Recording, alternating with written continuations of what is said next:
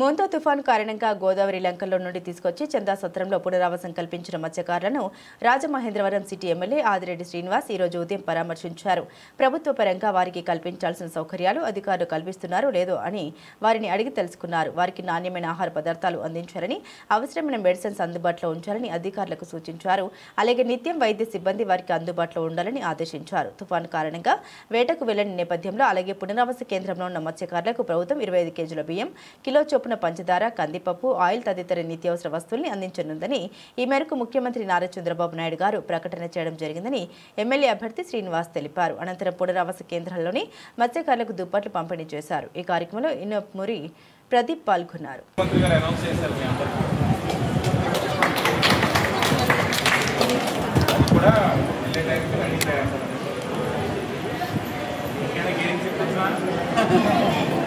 చమ్మతో అయిపోయిందా?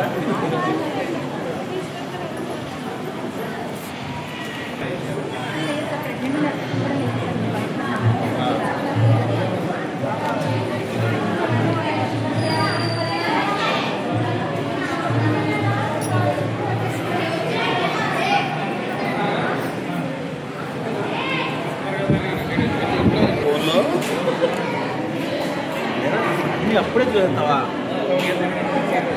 ప్రభుత్వం కూడా ఇచ్చిందమ్మా, అంతా కూడా కాంపన్సేషన్ ఇచ్చింది. 50 కేజీల బియ్యం, నూనె 1 లీటరు, రూపాయలు కేజీ,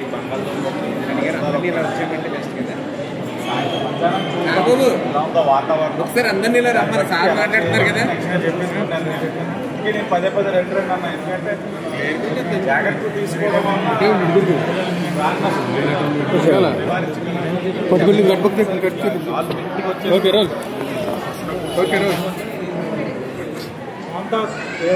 తుఫాను తీవ్ర ప్రభావం చూపడంతో తూర్పుగోదావరి జిల్లా వ్యాప్తంగా వర్షాలు కురిశాయి. భారీ వీధులు గాలులకు ఇది మనకి 3000 రూపాయలు కూడా అకౌంట్లో వేయాలి కదా. లాస్ట్ టైం మిస్ అయ్యింది, మ్యాపింగ్ అవ్వలేదు. అది కూడా మేము ఆర్టీఓ గారి నాతో పాటు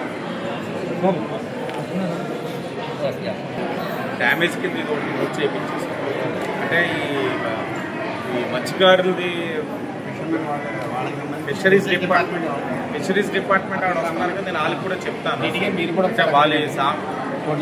వాళ్ళ ప్రాపర్టీస్ డ్యామేజ్ అయినా వలలు కానీ బోట్లు కానీ కాంపన్సేషన్ ఇస్తుంది గవర్నమెంట్. దాంట్లో ఇది పెట్టేస్తాం, నేను పెడతాను, మీరు కూడా ముందు నోట్ చేసుకుని చేయిద్దాం.